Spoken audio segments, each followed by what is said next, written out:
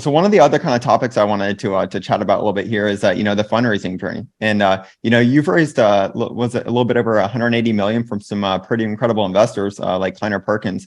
So what has the fundraising journey kind of been like, and maybe even kind of going back to the earlier stages? Yeah, so the kind of dirty secret, as every founder knows on this call, is that whenever you get your big TechCrunch or Bloomberg article about your fundraise, all your friends and family reach out, and the headline's super great, and Zumper raises X at Y valuation and just looks amazing, and people think you just kind of rolled out of bed one morning who don't work in tech. I think my family, for example, who do not work in tech, think I just like pick up the phone on a Monday and then on a Friday I've closed the round.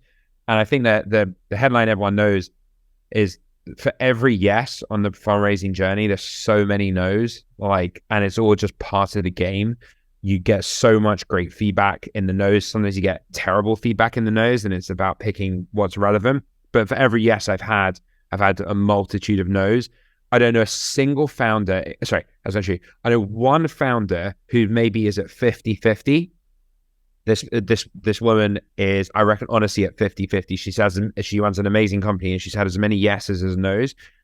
The 99% of other founders I have, they've had like 10 to 50 times more no's than they have yeses. And sometimes it's just they've raised too early, they've raised too late, their pitch deck isn't clear. It's all part of the game, and you kind of refine it. So I think my headline is, from the outside, yeah, Zumper's raised 180 million. I've done that personally as the CEO, but every single fundraise, even though I always knew it would get done, has been like just an ordeal. Each one lasts, at the short end 2 months, at the long end 5 months.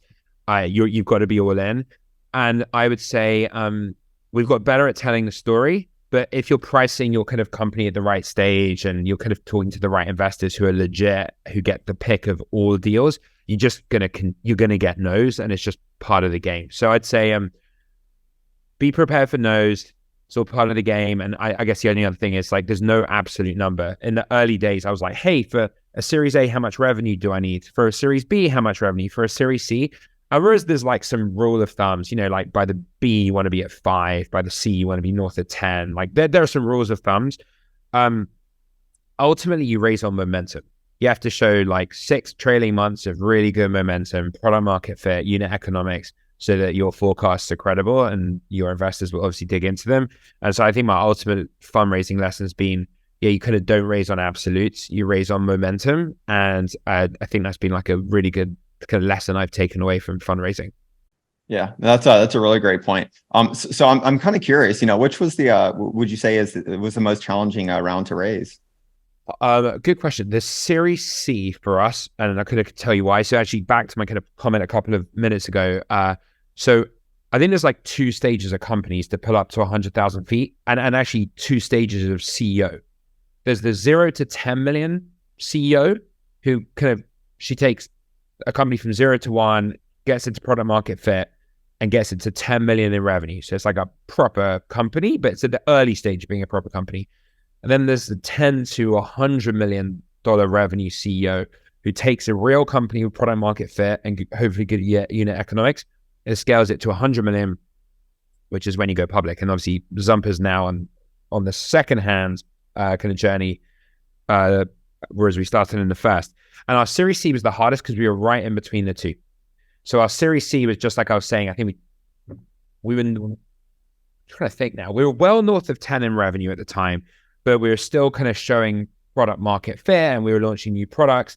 And I think as a CEO, I was also, just in all honesty, transitioning from being the person who did everything or tried to do everything in the 0 to 10 million frame, to being more, hey, my job as a CEO of the growth company is to hire execs who are all significantly better than I am at doing their jobs, and set them up for success with a clear vision and strategy.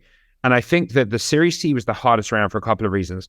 The first was, not only was I the CEO in that transition period and hadn't fully made it across, but the company was still in between these 2 positions. So investors had to make the leap of faith that we could transition into being a growth company. And secondarily, I did the Series C in 2018. For those of you who remember, 2018 in the bull run we had was maybe one of the only bad years. It was around that time that there was a wobble. LinkedIn crashed 43% one day, and there was a kind of a rough fundraising market. So that was kind of tough for those kind of macro and micro reasons. And then I think our Series D, which we raised 2 years later in 2020, was easier because I think we were more on the journey of, as a CEO, I'd kind of grown and started to bring in a legit exec team. And I think the company could clearly show that it was well on the journey. But sometimes there's that in-betweener round that's very difficult, whether it's a C to Series A or a Series B to Series C. And those in-betweener rounds are really difficult.